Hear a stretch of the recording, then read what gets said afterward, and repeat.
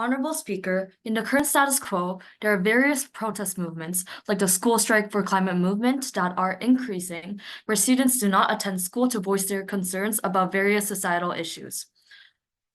The movements are advocating for primary and secondary school students to express their voices and stand up for what they believe in, even if it disrupts their regular academic routines. However, we strongly oppose this and believe that this should not occur. What we want to prove is the fundamental importance of education and that there are alternative ways for students to engage in activism without skipping school for days, weeks, or even months. We are trying to say that achieving the goal of education, which includes protection and preparation for the future, is more important than freedom. We're not completely against students participating in activism, but we want to say that they should be given more education from a neutral stance and participating in activism without going so extreme. By not going to school, they are denying the protection they can receive there, and by denying their position and status as a student in primary and secondary school, it is negatively impacting their future. So moving on to our policy is that schools will widen the opportunity to learn more about social issues within the curriculum and the school day from a more neutral viewpoint. The government will make a program that limits other companies from getting access to young students and where students can freely express their thoughts. And this program includes student community leaders with a status as a student of certain schools from the district or country will be elected, and they will actively be included in important discussions. We will increase these kind of opportunities for them, already happening in South Korea. And we're going to increase the quota of students included in these policy debates that make an impact towards actual policy making and change. So we believe that education is a foundational element for students to achieve various goals, such as activism. So we believe that students are allowed to participate in activism as long as they keep their status of a student. Moving on to our arguments, our first argument is about why politics and education should be kept separate when it comes to the role of schools in today's society. So why do students go on school strikes? This is because not going to school is considered the most extreme action, and because it grabs attention by rejecting the basic societal status as a student. And what is happening in the status quo? Students are usually backed by political organizations in their strikes. Political organizations provide them with the basic causes and resources as well. Why is that principally wrong? As a responsible government, we need to protect students and protect the principal values of education. The involvement of political and climate organizations in school strikes is fundamentally wrong because schools have to protect students from external influences that exploit the concerns for their own political benefit. We believe that schools are important because it allows students to maintain their status as a student, as a minor in today's society. But then, how is the status quo problematic? And what is the impact to students? The students are rejecting their status of a student, and we believe that this is a serious problem because most of the time they're usually being pushed as the leader of the movement. We think this is extremely detrimental because these students are usually the face of the movement. We think that they would be pushed out to be seen as a full-grown adult after they basically reject the status of a student, opening them up to a less protection that they would have gotten as a student in school. This is harmful because A, this doesn't fulfill the goal of schools, and B, now as I will explain in my second argument, this harms their future in whatever political scenario they grow up to endorse. Before I move on to my second argument, are there any POIs? Yes. So you mentioned that they'll receive less protection. Meanwhile, you propose other alternatives for them to express their stance and protest. How will this mean, like, if they're still figureheads, part of what you said about community leaders, why will they also not face a lot of backlash and hate from the public? Well, because the way they're going to express themselves and participate in activism, as we will explain our second argument, will occur in schools and they will receive education about politics. And we're not just allowing them to escape from the protection that they receive in school and the education that they receive. Moving on to our second argument is about the harms to students and their future. So our first point is that we should keep politics as a minor aspect of student life. We believe that politics should play a minor role, simply complementing the big educational experience schools provide. The school environment should prioritize the development of critical thinking and understanding of various school subjects and the different skills they should be equipped with for their future career. A way to promote politics and activism in a student's school life is providing various activities in classes or extracurricular programs and like our policy. And our second point is about the fact that politics constantly is growing and changing.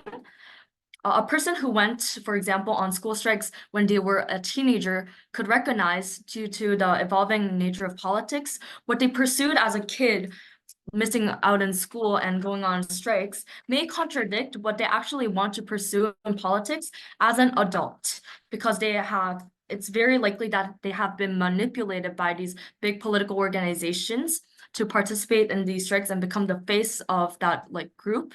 And this influences the person in two main ways. A, they have difficulty changing their stance and beliefs in politics because they have been the face of the movement, and they will be opened up to more criticization, and this will be a barrier in their future whenever they want to do something like new and different. And B is, even if the political opinion is true for them in the future, they would still be taken less seriously because they're constantly attacked by their opponents for having less education about the topic. This will prove to be detrimental to them in whatever political agenda they want to fight for as adults. Goal of education and schools, including academics, learning different skills, and being protected better. And for these reasons, we are very proud Government to has tried to propose. tell you that children are naive and they don't know anything about social issues. We would argue that these children are in fact the ones who are affected by these issues, and this is why that they have a right to protest by refusing to attend school without being silenced by the school, so they can actually improve their own lives. So before I go into our three arguments, which is firstly why this type of protesting is justified, secondly why it actually benefits the children, and finally why it's good for causing it's a unique platform for causing social change, I'll be doing some reframing in this debate. So firstly, I want to talk about who these children are and what they look like. So I think that there are four things to say here, which is firstly that these people are usually personally affected. For example, the like LGBTQ plus members who are currently affected by lack of representation or like bullying in school, and that's why they're protesting. Secondly is that usually these children are not extremely young and they already have developed opinions about social issues.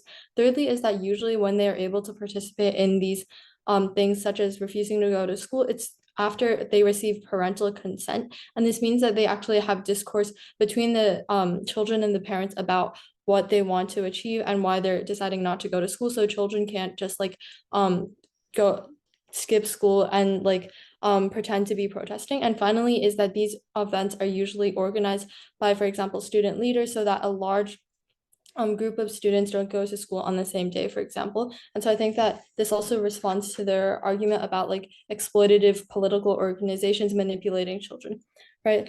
And then secondly, what the movements are like. I've three layers here, which is firstly that the children would usually collectively stop going to school on one day, which would cause enough attention for the school and like other media platforms to notice. Secondly is that they would address like bigger issues such as climate change or like just rights across the society, but they would also address like school administrative issues like school policies, for example, like sexist school dress codes, or the way that for example, like females are treated in this school. And then finally is that they wouldn't be absent from school for a long period of time. And so this would mainly be just them skipping like a day of class or like a few days of class. And so this means that it's easy for the school to make up for their education. And we think that this doesn't really affect their education in the long term. So moving on to the first argument, which is why this is justified. I first want to respond to what the opposition told us under this argument, which is that it's not justified because they're like the political things should not be mixed with the school things. And so they gave us this alternative of like creating programs for the school students to discuss these political issues in school, but still having like a neutral education system. I think that firstly, the issue with this is that it doesn't cause actual change if they're just creating this like small isolated programs for people to just talk about it when they aren't able to actually create any attention to these issues. But secondly is that when this program is created by the school, it means that most likely they aren't actually able to address the real issues that are going on in the school, and they're not able to like achieve the same level of impact if they all just stop going to school. But secondly, they told us that this is unjustified because the children usually are being like exploited by political organizations that are actually starting this movement and using them for this. And I think that this is firstly untrue for a few reasons. Firstly, that children are not that easy to manipulate. I feel like government is trying to frame these children in a way that like they are basically mindless and extremely naive. But I think that once you reach a certain age, people have a lot, like youth have even more like awareness about social issues than a lot of adults, and so they are able to make this decision for themselves. Secondly is that they have to remember that this is through parental consent, so I think that it's very unlikely that they're going to be harmed. But then finally is that as we already explained in our in like the framing, that usually these events are not led by these huge political organizations, but are led by like their fellow students, and that's why we're able to create this positive change. So now moving on to why we think that it actually is justified, which is for 4 reasons. Firstly, that these students are like rational minded and they're actually like they know what they're doing and they're going to this decision with their own agency. And so I think that this is something that should be protected in this debate, because if we're trying to silence these children, then we're taking away one of the safest platforms for them to actually be able to advocate things that are currently like hurting them or harming their own lives. Secondly, is that they're usually personally affected by these issues. For example, LGBTQ plus members usually, like if they receive extremely like harsh treatment from their like or like discrimination from the staff members of the school, or if they're being bullied for that, I think that it's very important for them to be able to find like their like fellow students to be able to protest for these things. Thirdly is because this is a unique platform for them to protest, because younger like children usually don't have the ability to go out on the streets to join like those protests that are actually like larger and part of like usually like more large scale. And so this is like a unique platform for them to actually be able to protest and actually like cause change. But finally is that when they like negotiate not going to school with their parents, it means that they get more discourse between the parents and as well as the teachers later on, which also improves other people's ability to understand the current issues that are going on. So moving on to my next argument, which is why this type of protesting uniquely benefits children.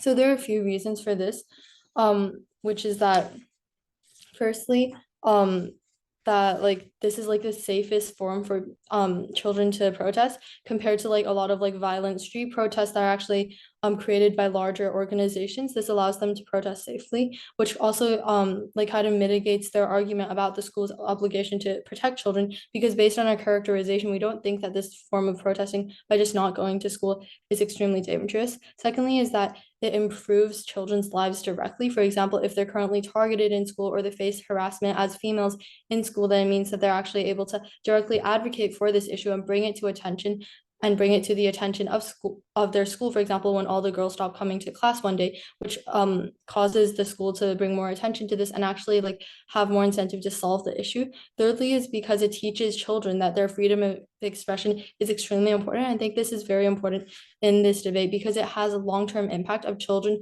thinking that they're more important, so they'll be more likely to advocate in the future. Fourthly is that they're able to actually learn a lot of these skills, such as advocating for themselves and communicating. And then finally is that we're able to create more discourse within the student body, which actually like creates just a generally safer environment, especially for the most vulnerable stakeholders. And through this, we're also able to garner things such as media attention and such as government reactions to these sorts of protests, which also stretch on into society. But as like a basic level, we're able to change the lives of these children and benefit them directly, which is why we are proud to oppose. A very simple question to put out at this time of the debate. What is the status of a student? We think that this is very clear, and we believe that our Prime Minister has already done a very effective job explaining this during her two constructive arguments, right? So we think that a status of a student, especially under the current society, is extremely important, as it provides some sort of protection and some sort of more trust and more protection onto these kinds of students. And by the way, we have to also note that these kinds of students are minors, right? And minors are in principle supposed to be the more protected members of today's society. And in my speech today, I want to focus on how rather these kinds of school strikes and by school strikes will rather lead to them getting less protection, and how is that detrimental towards these kinds of students. So first off, I want to talk about how school strikes actually affect this.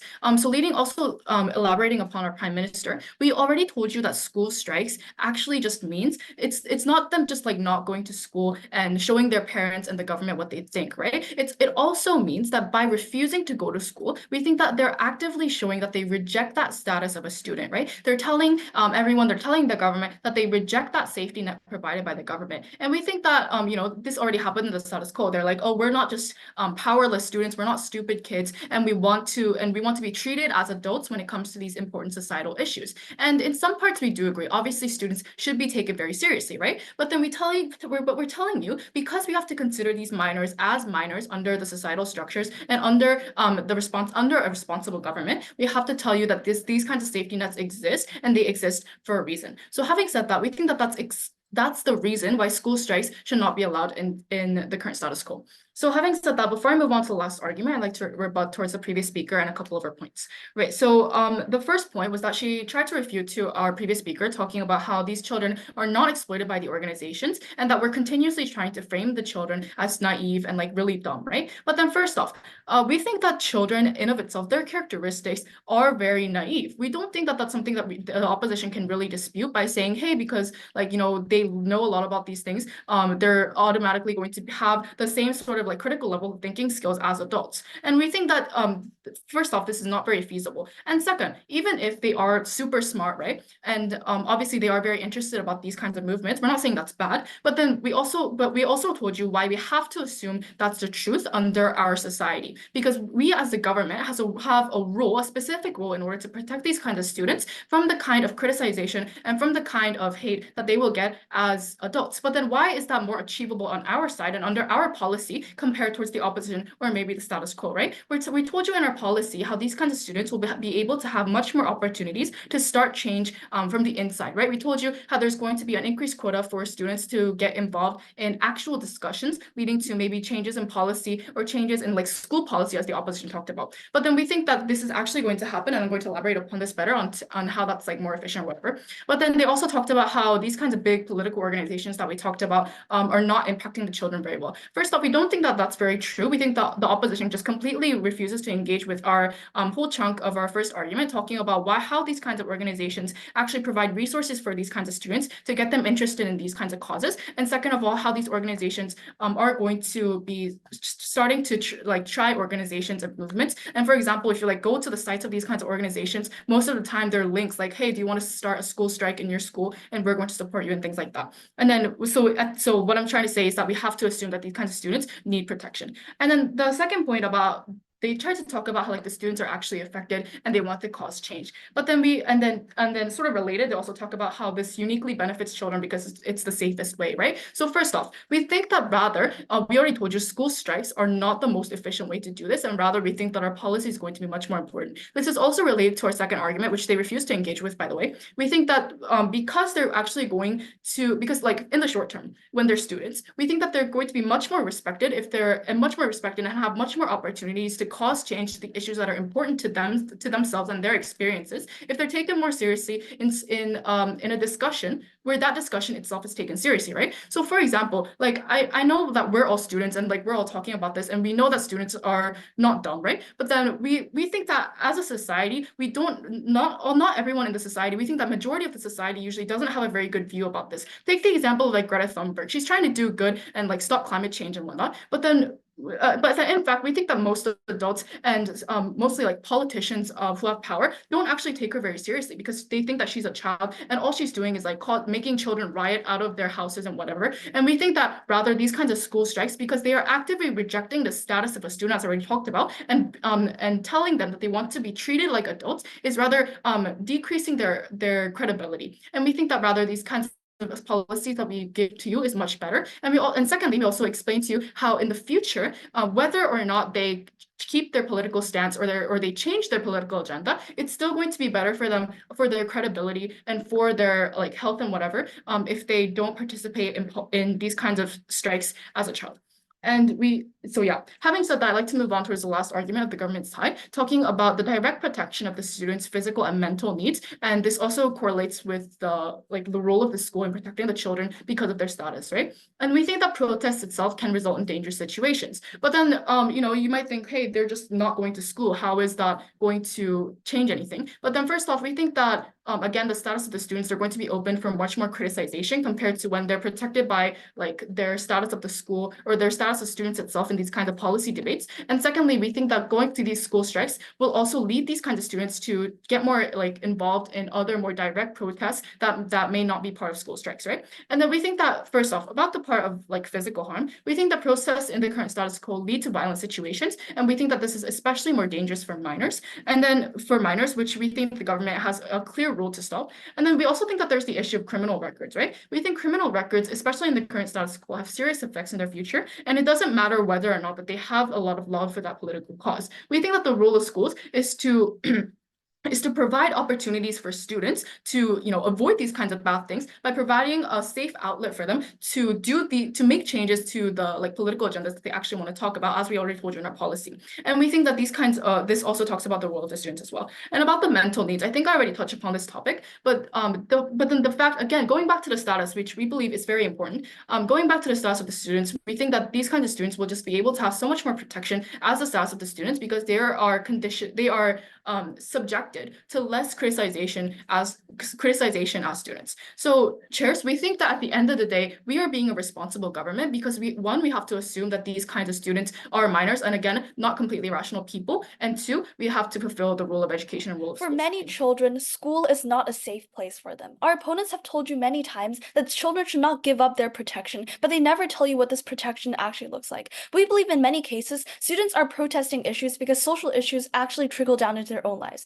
It can be children who identify as LGBTQ who see very hostile school policies that they want to protest. It can be children who actively see their home, for example, if they migrated to the US and they see their homes being drowned from the causes of climate change. These children grow up actually knowing social issues, and I think it is crucial that it remains a tool in their toolbox for them to protest and for them to fight for change. That is why I'm so proud to oppose. In my speech today, I would like to do a few different things.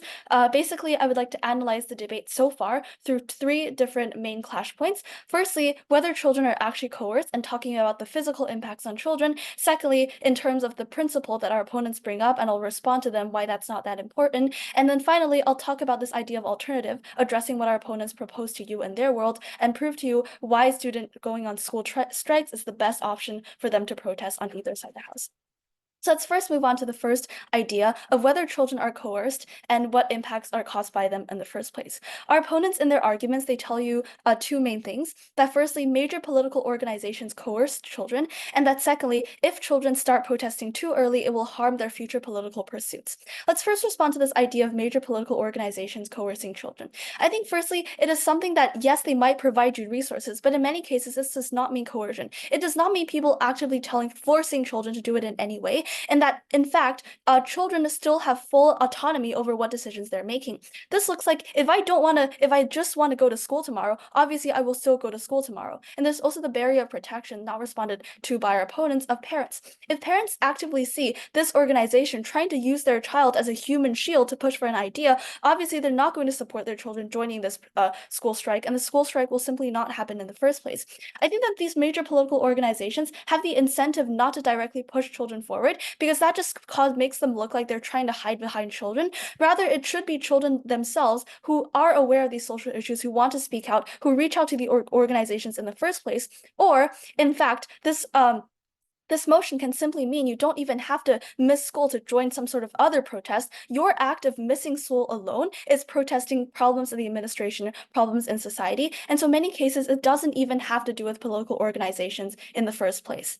Secondly, regarding what they tell you about harming future political pursuits, they basically tell you that if you grow up and you have a different political value, you will then be criticized by your opponents and you can't make an actual impact. I think firstly, very little children grow up to actually become politicians, to actually do things like this. In many cases, they're just going to continue to join protests. And I think that it is actually better than on our side of the house, because if you're a child, you know what it means to go on strike. Then in the future, when you're in the workplace, you also know what it feels like to go on strike, and you are aware of your own ability. This is the unique layer my partner was already able to explain to you, how when children grow up knowing it is an option for them to miss school to protest issues that they care about, then they grow up actually becoming more aware of these social issues and knowing their civil rights when they grow up.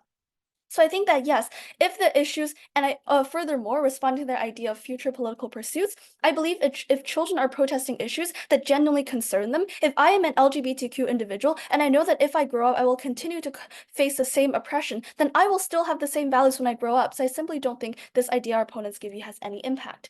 Given this, what do we tell you in the same clash point in terms of whether or not children are coerced and what the impact they have?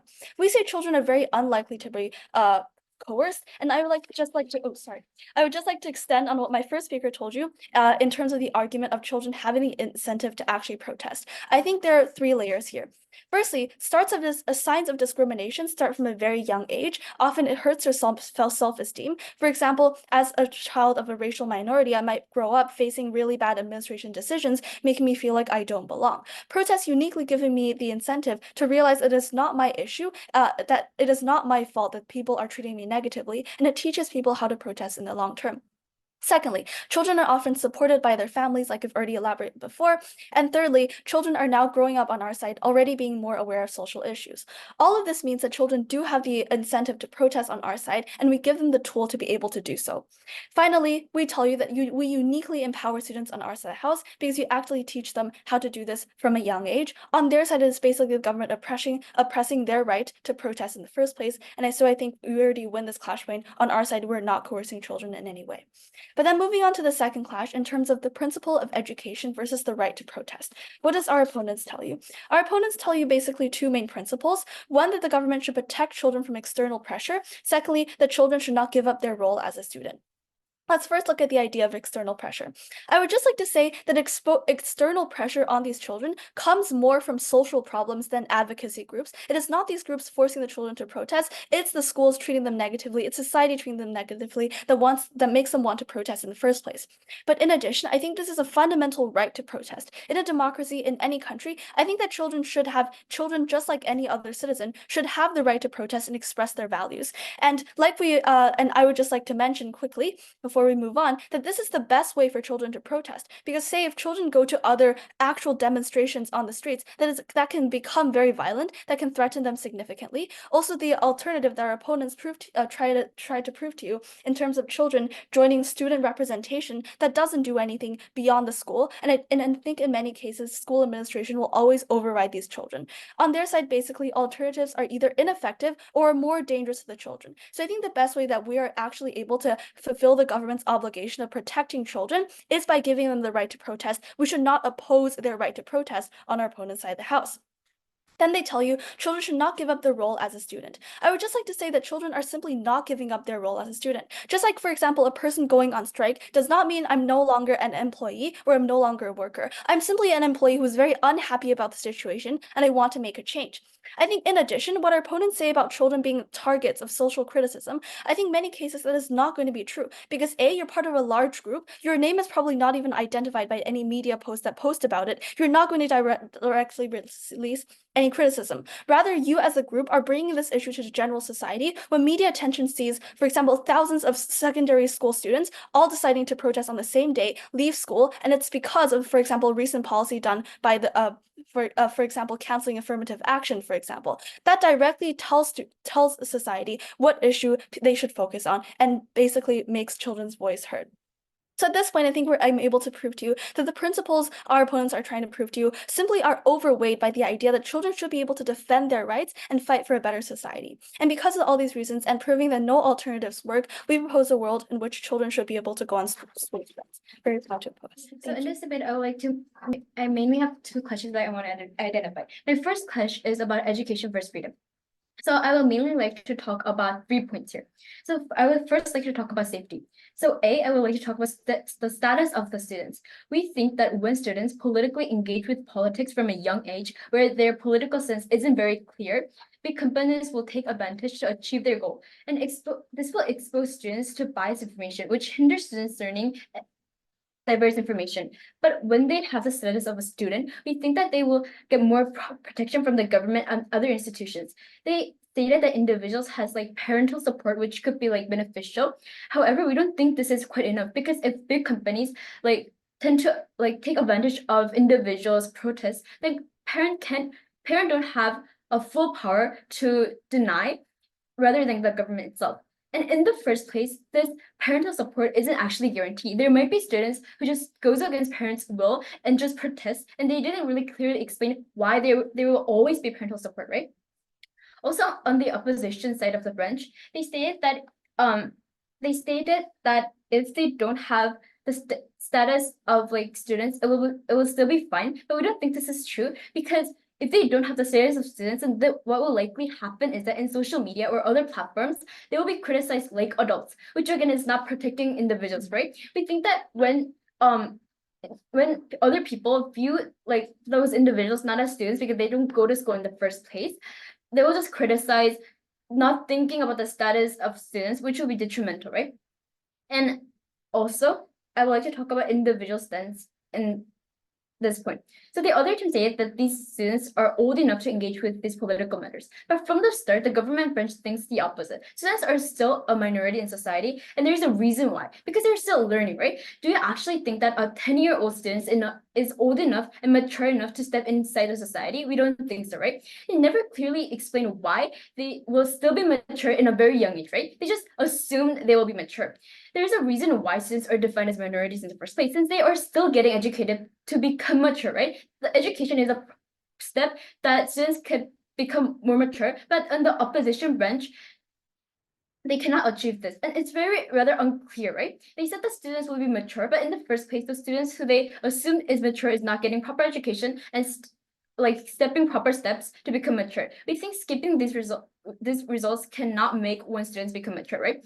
And the second point is about the importance of education. We think from a young age, the students should be educated under neutral senses, right? When individuals start to protest, they become like, they have to, get influenced by biased information because they already have a political side, right? But we think that school protects students from this biased information. Rather, neutral senses can be achieved at school, right? So on our side, students can get more neutral information before they get exposed to biased information. But on their side, from the start of their young age, students like have to get influenced by biased information. In the end of the day, they can't really look at other diverse alternatives, right? And our team's You know why? is, I'll get the PRA later, about freedom. On our side, students can still express themselves. As our policy, we stated that the government could make a program that limits other companies from getting access to students, and where students can freely express their thoughts. And this program includes like students, communities, leaders, being elected, and they will actively include it in an important discussion, which will increase these kinds of opportunities for them on our sector role. But they totally ignore this policy. And I'll explain why this policy is much more better than the opposition branch has. This is because it has more credibility and is much more safer, since they have the status of a student, and since students are being elected, their sense will be more credible. Before moving on to our second clash, I'll get the POI. You say that education should always be neutral. However, on your side, schools are teaching majority viewpoints and minority students feel oppressed in the school environment. Why then should they not have this ability to protest and to try to get better administration? But we agree on the fact that in every side of the world, there might be a biased information, but we're just saying in comparison, school teaches neutral information, right? This is because when they go to the society, there's like a lot of biased information that exists, and the students have to have their own stance. And if they like, for example, like there's A and B, if their sense is A, then they only get information about those A's information, right? And we think this is much more biased. Moving on, our team's second clash is about long-term benefits. our team's first point here is about better environment. When students go to school, we think that this will make a better environment for students to, in the long-term process, when they become adults. A is about credibility. Adults view strikes as childish. This is kind of like a social view, but when they have the name of their school, at least it will add credibility. And when they become adults and protest, people will likely listen to people who they believe have credibility. And our team thinks that credibility can be achieved on the opposition branch. This is because, like, let's say, for example, there's a student who attended school, a student who didn't attend school from a very young age. Since socially, the value of school is very high, people would tend to listen to students who actually went to school, right? Since they were the ones who were properly being educated and be about knowledge. As I mentioned before, school is an essential institution that individuals can gain a lot from neutral information, right? Comparing students who went to school and not, what they understand about the society will be different. Students who went to school who got proper education have a higher possibility of better understanding the society itself, and this background will later on benefit individuals to effectively hold protests. And the second point is about individuals' future. On the opposition branch, they don't seem to protect students in the long term. We think that students protesting from a young age can lead to detrimental harm such as regret in the future. Because we think that students are still learning, as mentioned before, don't have a clear political sense, which can also change when they become adults. We think that students later, if they later figure out that their beliefs was not what they truly believed in, or like it might change on the opposition branch, students face great regret and a wall. This is because when students protest and becomes the head of it, their face will be known to like all the people, right? And when they want to change their beliefs in the future and express it to like publicly, in these situations, it's very hard for them to freely express, since it will lead to like major criticism because they have like their face shown and they have their stances already recorded in the status quo. And my third point is about failure. So let's say that they are mature, like in the best case scenario, right? But even so, there is no guarantee that these protest students lead will actually succeed. So when looking at this case, where students fail to reach their main goal, this will lead to negative impacts directly to students. Then what are those negative impacts? This can be defined such as criticism that is directly pointed towards students. This will likely happen since students, like in the first place, are not going to school, which is a very big issue, which will not naturally lead to the face of the protest. And this will cause detrimental harm to individuals' own state of mental, because especially due to their young age, social harassment will be very hard to endure. And for this reason, I'm very proud to present you. Social issues were always existing problems on both sides of the house. In both worlds, what we necessarily needed to focus on in this debate wasn't just the big social issues such as climate change, the trashing of our environment, etc. What we wanted to push to you as side opposition was not only do we get far more engagement from probably the people who are going to dominate the society in a matter of 10 to 20 years on the big issues, we also teach them a valuable lesson on how to become an active member of society and how to speak up when they feel wronged. Through opposing this motion, proposition never prompted any of this on their side. Even they claim that these children would eventually learn when they grow up. We tell you that there is nothing replaceable to having these morals and principles ingrained in you when you are a child. Never prouder to oppose. Multiple things I'll be doing this speech today, but before that, I'll be going on to some clarifications. 3 clarifications here. Firstly, I think I want to clarify that like we aren't really joining protests on our side, right? Only if you want to join a protest, you can join. But I think that we clarified that like the way that these students protest is basically from not going to school. Secondly, they also state that the schools have an obligation to protect the children, but I think that they should probably start addressing the issues in the school that are harming their students instead of silencing them, right? B, they bring up a point about how the school teaches neutral information, but I think that we point out to POI that schools basically teach the majority viewpoint, which is not representative of certain minorities. So this is the part of the status quo we're advocating for. Opposition is silencing and muting this by pushing away, saying that it doesn't exist. Panel, it clearly does, especially in conservative places where they believe that conversion therapy, for example, is still right and normal for certain LGBTQ community individuals, right? But 3, I want to point out that we are dropping out of school forever. So there are harms of like, you're literally not going to be educated. I don't think that's going to be like a huge impact on our side because we're not dropping out of school forever. It's probably just for a few days because you want to protest against it, right? Now I want to set down their arguments. They tell you why politics and education should be kept separate. Then they tell you that the harms to students and their futures, and they tell you that a student has an obligation to a school. We tell you that we have a freedom of expression, and we tell you that we have substantial change and increased discourse. Firstly, multiple clashes here. First clash is should school and politics be kept together? Firstly, on why whether or not attending school is justified. We prove to you why it is important to have a freedom of expression because there's literally democracy and students are people too, because it fosters a culture that values diverse perspectives, and choosing not to go to school is just for a way for you to express because you are a student of the school and you have a right to express the way you want to, right? And secondly, we prove to you that it increases discourse in the school community because it increases discussion with your classmate, also creates strong bonds. What they respond is that they say that the school has an obligation to protect you from the outside world, and that the status of a student is this obligation, right?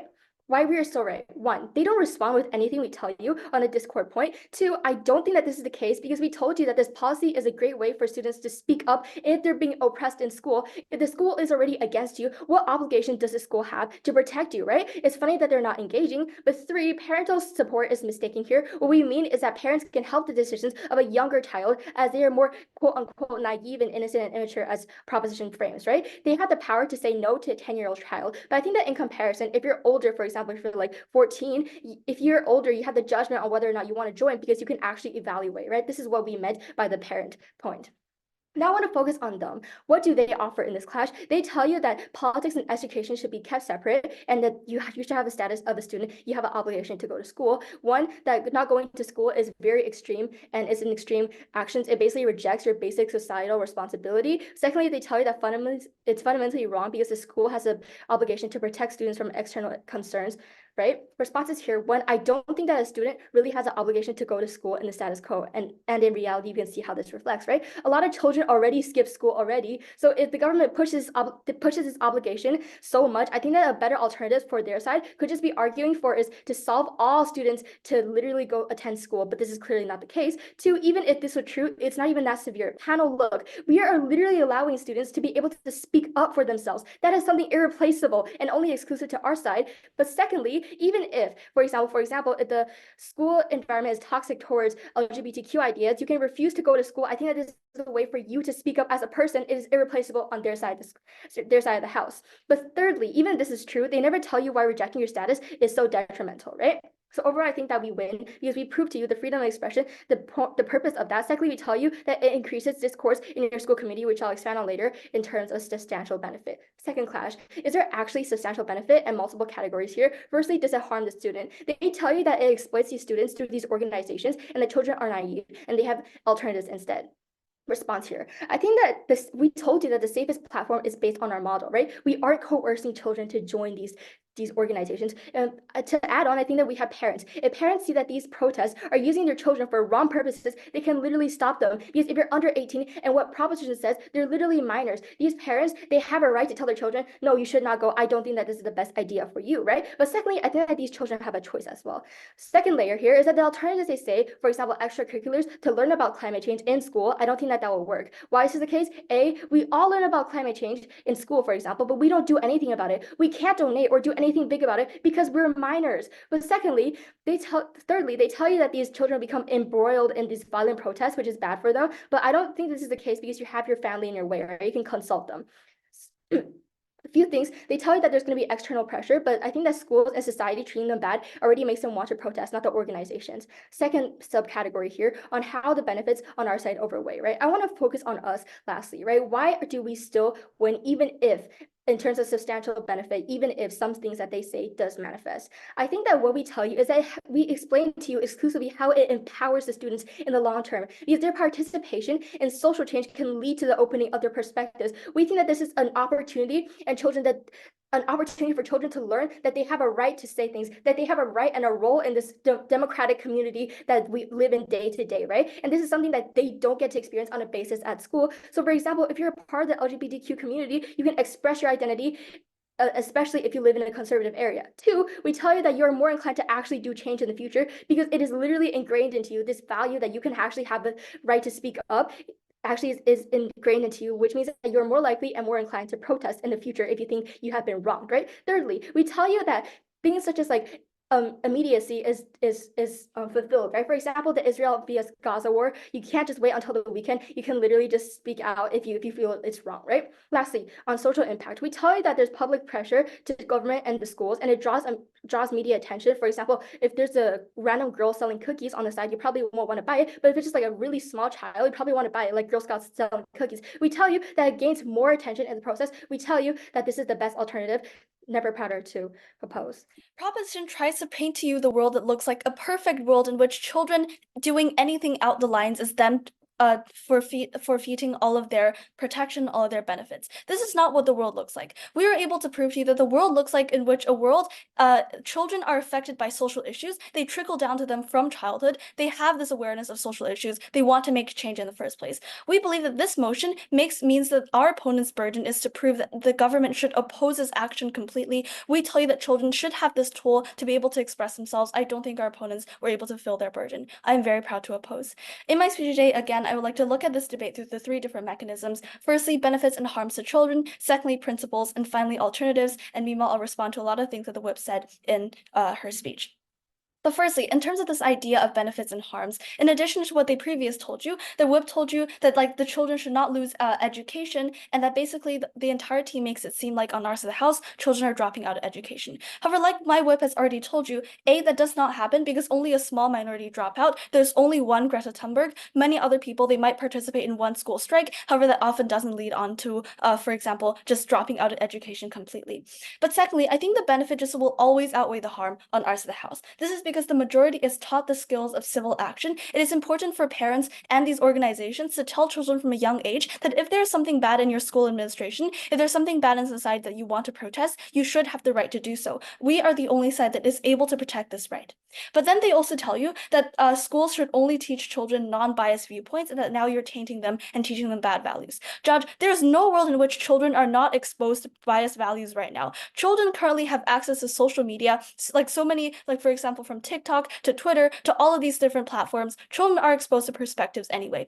However, the most important thing is that schools and institutions currently, many times, they only to help the majority viewpoint. Girls are, for example, harassed at school. They don't have a way to speak out. LGBTQ children are taught that they're not normal. There aren't gender-neutral bathrooms. I think in many cases, children are oppressed in these very small ways, and this does make them want to protest.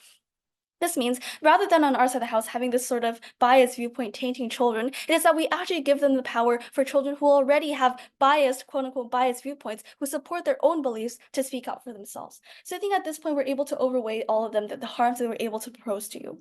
In addition, we tell you that it is very important and uniquely we get the benefits. And the crucial weighing here is that on our side of the house, you're able to protest many different things that on their side of the house they don't have access to. We can protest administrative decisions as well as social issues, whereas on their side of the house, at best, they are part of the school organization. They might do some things to change the school, but I think in the long term, the administration will still override decisions by students. So the weighing here is that because our opponents were never able to fill their burden of proving that the harm is so great that it exceeds any potential benefits, I think that we should not remove this tool in the toolbox. Children should have this chance to have school strikes. Then moving on to this idea of principles. I think we're able to, my whip was able to really well respond to what they said in terms of, for example, schools protecting children. When schools are not protecting children, they should have the right to protest. In addition, we're able to prove to you something that they largely are unresponded to, which is the idea that everyone has the right to protest, everyone, including children, has the right to protest. We're able to prove to you that children this generation are different from what our opponents are trying to prove to you. They're not untainted spirits who has to be protected from everything in society. Rather, they need the voice that we're able to give them on our side of the house. Finally, we're able to prove to you that any alternatives our opponents are suggesting to you don't work because likely they're more dangerous, or in many cases, when they join the school administration, they're not making any additional change rather than something to the school. On our side of the house, children are actively being taught from a young age what it means to be a citizen, what it means to fight for your civil rights. I think on our side of the house, we have much more aware citizens growing up. On our side, we support a world in which children's right to protest are not quelled, and in many cases, they're so much more protected on our side of the house. I'm very proud to oppose. At the end of the day, both the government and the opposition have similar goals. We think that it's to allow children to talk about the things, especially political things that may be important to them personally, but then we think that it's very different on the way that we approach this, right? We think that we clearly told you as the government, we're in a very difficult situation. We have to assume that these kinds of children are going to be irrational because again and again they are minors, and we think that this already works in very structurized ways in our society, as we already told you.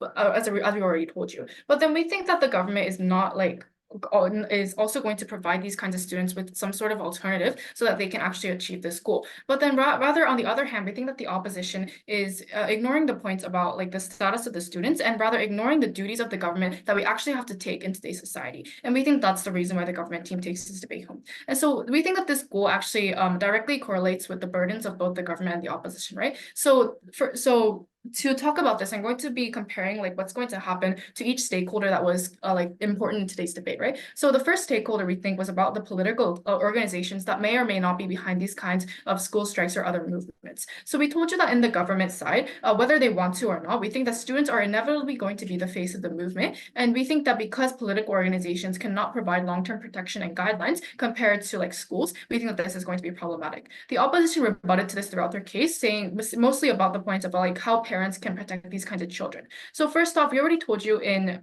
our whip speaker that this is not going to be enough. And if they're going to lengths to protest and strike, again, this is not going to be enough. And secondly, we think that this was already preemptively blocked through our entire case, talking about how even if parents may like talk about them and discuss about these kinds of important political views, we think that the safety net about the protection given like the fact that their students itself is gone, and we think that this is not plausible at the end of the day. And then the second part about students achieving their goal in both a short and long-term manner, which again was the primary goal of both teams, right? And then first off, in the government team, we told you that we're going to help these kinds of students achieve both their short and long-term goals in various ways, right? And we told you that the short-term goals was very clear, and the opposition also agreed that these kinds of students want to make some sort of change within like their region or their country or whatever. We tell you that again, school strikes are probably not going to be the best way for these kinds of students to achieve these kinds of goals, not just about like their protection like we keep talking about, but because of the credibility of these kinds of students and as minors. And we tell you that the alternatives that we're going to provide is rather going to be much better, because inside to out change is going to be better regarded in today's society, as we believe our deputy and our whip has already explained to you. And then in the second part about long-term, we told you about the benefits of students in our second argument. But then the opposition also talked about this topic. First off, they talked about how the long-term part was not very feasible. And then they also talked about how in the long term, these students are going to learn to participate in democratic society in like strikes or whatnot. But then we tell you that at the end of the day, the students are rather going to have more experience through our insight to out change sort of form alternative because they're going to be taken much more credibly, and we think that this was already very well elaborated. And then they also talked about how the government is like somehow denying the freedom to strike and join movements. Again, we told you from the get-go, we're not denying this. We're saying that the act of school strikes itself has a very detrimental impact, and that's the thing that we want to stop, right? And then so we think that at the end of the day, the government has to fulfill their goals of protection, because the government, again, is in a very precarious position when it comes to protecting the minors and when it comes to protecting the future generation. We think that the opposition, it continues to ignore this exclusive harm and rather continues to push out the children to these kinds of very harmful situations without providing some sort of mechanism onto how they're actually going to be protected when they lose that status of students as a whole. And for those reasons, because again and again, we have to be responsible, we are very proud to propose. Thank you.